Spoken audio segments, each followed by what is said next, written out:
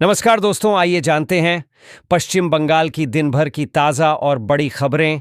Video को like कीजिए और अगर अभी तक आपने चैनल को सब्सक्राइब नहीं किया है तो जल्दी से सब्सक्राइब कर लीजिए। उत्तर बंगाल में भारी बारिश की चेतावनी। कोलकाता। राज्य में एक बार फिर मौसम विभाग ने भारी बारिश और संभावित आपदा की आशंका जताई है। बंगाल की खाड़ी में सक्रिय निम्नचाप और चक्रवातीय परिसंचरण के कारण अगले कुछ दिनों तक पूरे राज्य में बारिश का दौर जारी रहेगा। उत्तर बंगाल के दार्जिलिंग, जलपाईगुड़ी, कालिम्पोंग, अलीपुरद्वार और कूच बिहार में रविवार और सोमवार को भारी बारिश होगी। लगातार बारिश से दार्जिलिंग, कालिम्पोंग और सिक्किम के पहाड़ी इलाकों में भूस्खलन का खतरा बढ़ सकता है। इसके अलावा तेज बारिश से तीस्ता, तोरसा और जलढाका नदियों का जलस्तर बढ़ने का भी अनुमान है। इस राज्य की नई पहल, अब मास्टर जी और बच्चे स्कूल में खेलेंगे चेस। पश्चिम बंगाल के सरकारी स्कूलों में अब शिक्षकों को शतरंज की ट्रेनिंग दी जा रही है ताकि वे छात्रों को भी यह खेल सिखा सकें।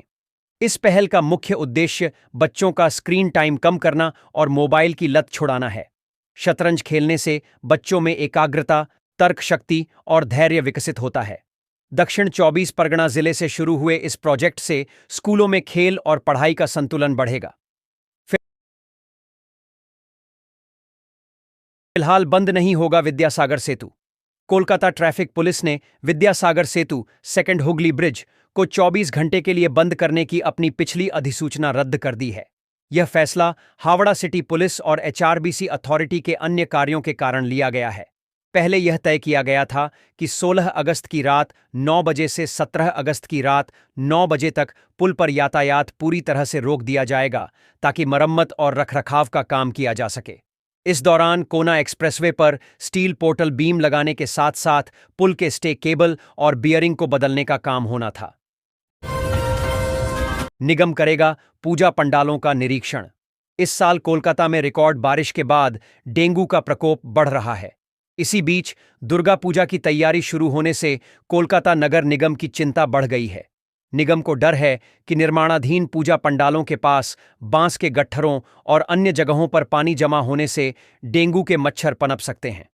इसी खतरे को देखते हुए मेयर फिरहाद हकीम ने बताया कि कोलकाता नगर निगम के स्वास्थ्य विभाग के नेतृत्व में एक संयुक्त टीम वार्ड स्तर पर पूजा पंडालों का निरीक्षण करेगी।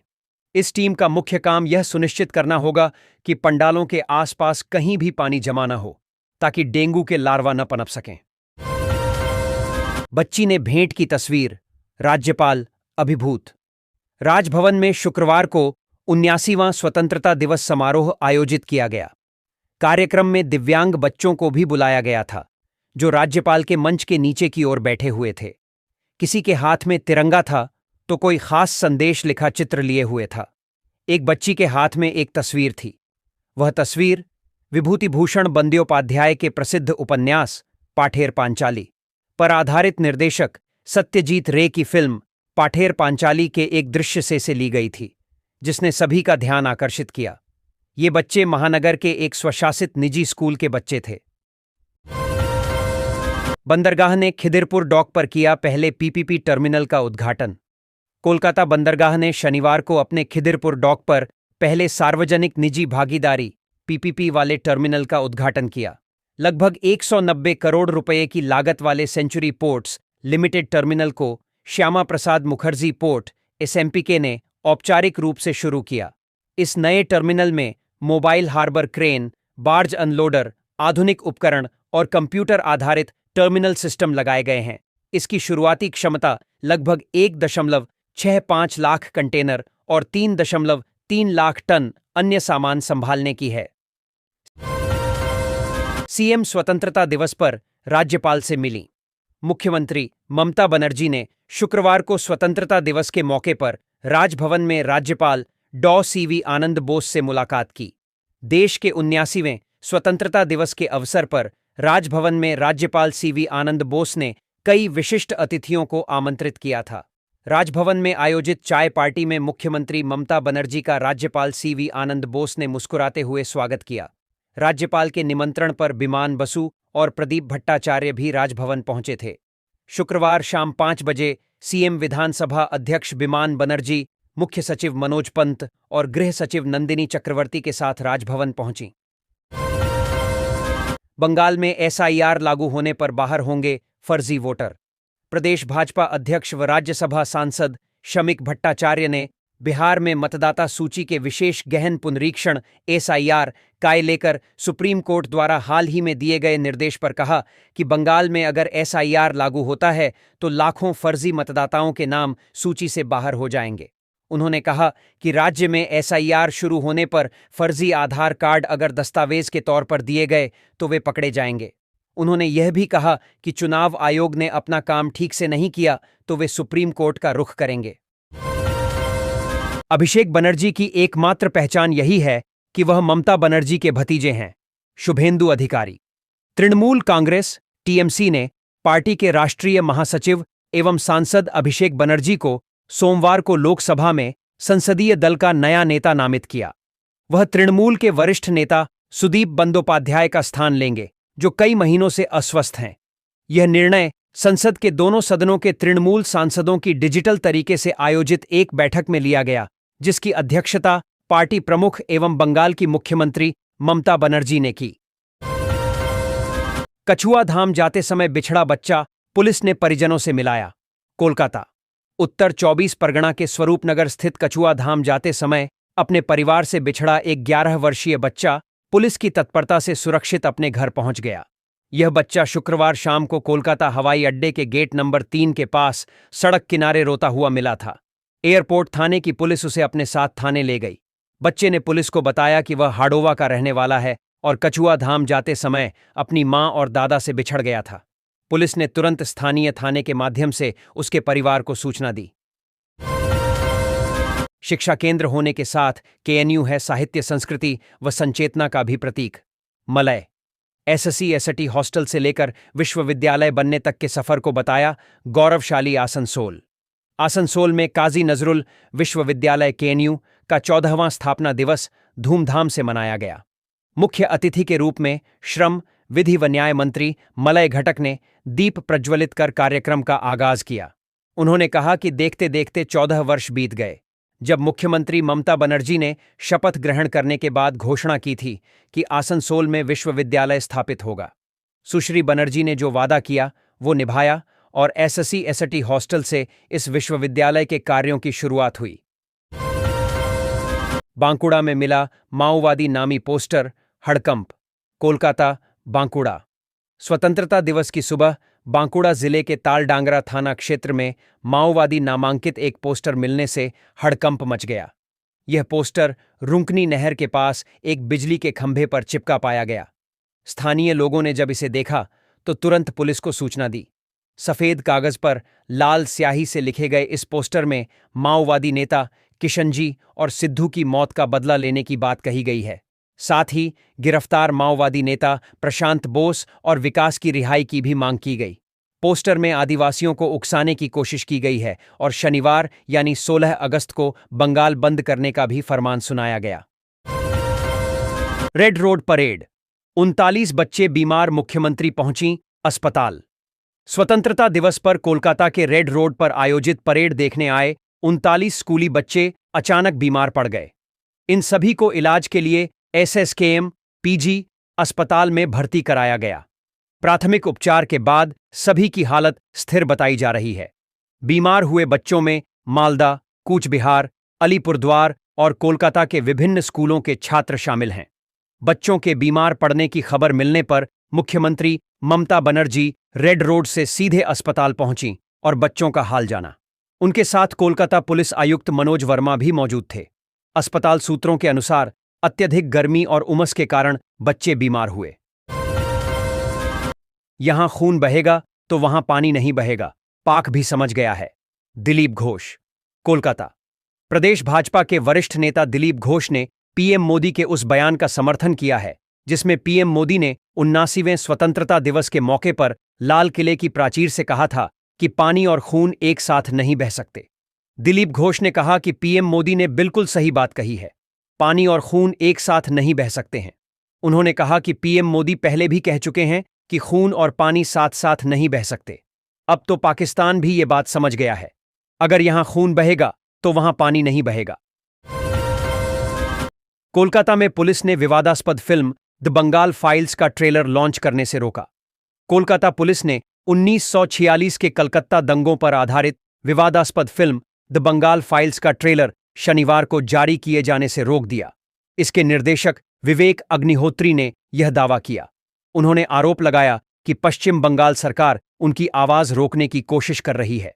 अग्निहोत्री ने आरोप लगाया कि यह लोगों के लोकतांत्रिक अधिकारों पर हमला है, क्योंकि सेंसर बोर्ड ने फिल्म को मंजूरी दे दी थी और कलकत्ता हाईकोर्ट ने इस पर लगे प्रतिबंध पर स्थगन आदेश दे दिया था। डॉक्टरों की नियुक्ति में पारदर्शिता के लिए स्वास्थ्य सचिव को लिखा पत्र।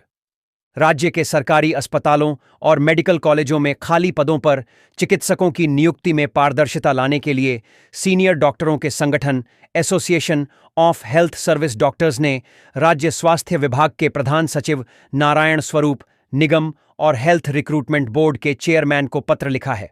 संगठन के महासचिव प्रोफेसर डॉ उत्पल बंदोपाध्याय द्वारा लिखे गए इस पत्र में असिस्टेंट प्रोफेसर और जनरल ड्यूटी मेडिकल ऑफिसर जैसे पदों पर नियुक्ति के लिए 3 प्रमुख मांगें रखी गई हैं। ममता सरकार ने नहीं मानी चुनाव आयोग की बात, दागी कर्मचारियों को सस्पेंड करने से इनकार। ममता बनर्जी की सरकार ने मतदाता सूची तैयार करने में लगाए गए 2 अधिकारियों पर एक्शन लेते हुए उन्हें चुनाव ड्यूटी से हटा दिया है। हालांकि सरकार ने उन्हें निलंबित नहीं किया है। सरकार ने चुनाव आयोग को बताया है कि गड़बड़ी करने के आरोपी 5 अधिकारियों में से 2 को चुनाव ड्यूटी से हटा दिया गया है। वहीं आयोग के कहने के मुताबिक उन्हें सस्पेंड नहीं किया गया है। 28 तक सभी विवि में स्थायी VC Bratya. Calcutta university CU की वाइस चांसलर शांता दत्ता दे ने सीयू की परीक्षा तिथि में कोई बदलाव नहीं किया। परीक्षाएं तय शेड्यूल के अनुसार ही होंगी। इसी बीच राज्य के शिक्षा मंत्री ब्रात्य बसु ने कहा कि 28 अगस्त तक सभी विश्वविद्यालयों में स्थायी कुलपतियों की नियुक्ति हो जाएगी। वर्तमान में कलकत्ता विश्वविद्यालय और जादवपुर विश्वविद्यालय सहित राज्य के कई विश्वविद्यालयों में स्थायी कुलपति नहीं हैं। मंत्री ने एक कार्यक्रम में कहा कि इसी महीने सभी समस्याओं का समाधान हो जाएगा। हाल ही में कलकत्ता विश्वविद्यालय की परीक्षा तिथि को लेकर मामला फंस गया था, जब 2 विमान के साथ दिखे कुणाल। स्वतंत्रता दिवस पर गत शुक्रवार को राजभवन में आयोजित कार्यक्रम में एक दिलचस्प नजारा देखने को मिला। मंच पर एक साथ वाम मोर्चा के चेयरमैन बिमान बसु, विधानसभा अध्यक्ष बिमान बनर्जी और तृणमूल कांग्रेस के प्रदेश महासचिव कुणाल घोष एक साथ नजर आए। दरअसल कार्यक्रम के दौरान जब अतिथि आपस में बातचीत कर रहे थे, तभी घोष की नजर बिमान बनर्जी पर पड़ी। वह उनके पास पहुंचे। हालांकि सामने ही वामों के वरिष्ठ नेता बिमान बसु भी बैठे थे। कभी पत्रकार रहते हुए घोष का बिमान बसु से गहरा परिचय था। हर भारतीय के सम्मान के लिए जारी रखेंगे लड़ाई, मुख्यमंत्री ममता बनर्जी ने स्वतंत्रता दिवस के मौके पर रेड रोड पर आयोजित कार्यक्रम में कहा कि वह हर भारतीय के सम्मान को बनाए रखने के लिए अपनी लड़ाई जारी रखेंगी। उन्होंने कहा कि पश्चिम बंगाल एक बार विदेशी शासकों के अत्याचारों के खिलाफ उठ खड़ा हुआ था और वह किसी भी अन्याय के खिलाफ लड़ता रहेगा। लोगों को स्वतंत्रता दिवस की शुभकामनाएं देते हुए उन्होंने कहा कि उन्हें विश्वास है कि इस लड़ाई में लोग उनके साथ होंगे। चित्तरंजन दास, खुदीराम बसु और प्रफुल्ल चाकी जैसे स्वतंत्रता सेनानियों को याद करते हुए ममता बनर्जी ने कहा कि यह बंगाल विदेशी ताकतों, अन्याय और उत्पीड़न के खिलाफ डटकर लड़ा। सायार की आड़ में एनआरसी लागू करने की हो रही कोशिश, ममता बनर्जी भड़कीं, कही ये बात। पश्चिम बंगाल की मुख्यमंत्री ममता बनर्जी ने बृहस्पतिवार को कहा कि देश के कुछ अन्य स्थानों पर राज्य के लोगों को यह साबित करने के लिए सबूत देने पड़ते हैं कि वे भारतीय हैं और बांग्ला भाषा बोलने पर उन्हें विदेशी करार दिया जा रहा है। पश्चिम बंगाल में सत्तारूढ़ तृणमूल कांग्रेस प्रमुख ने कहा कि अगर कोई अवैध प्रवासी है तो केंद्र सरकार कार्रवाई कर सकती है और राज्य को इस पर कुछ नहीं कहना है। WBJEEB को कलकत्ता HC का आदेश, OBC आरक्षण के हिसाब से 15 दिन में जारी करें नई merit list. Kolkata. Calcutta high court ने गुरुवार को पश्चिम बंगाल संयुक्त प्रवेश परीक्षा बोर्ड WBJEEB को बड़ा झटका देते हुए गुरुवार को नई मेरिट लिस्ट जारी करने का निर्देश दिया है। अदालत ने कहा कि प्रकाशित सूची ओबीसी आरक्षण पर उसके आदेश के अनुरूप नहीं है। अखाड़ा में बिहार व झारखंड के पहलवानों ने दिखाया दम। विजयी प्रतियोगियों के साथ अखाड़ा में उतरने वाले पहलवानों का नगद व अंगवस्त्र देकर सम्मान आसनसोल, रूपनारायणपुर।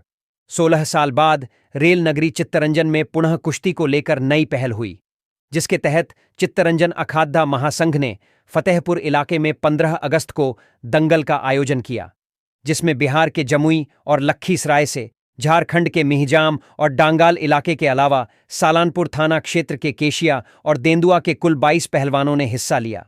16 से 25 वर्ष और 25 से 35 वर्ष उम्र 2 श्रेणी में पहलवानों को विभक्त करके कुश्ती का आयोजन हुआ।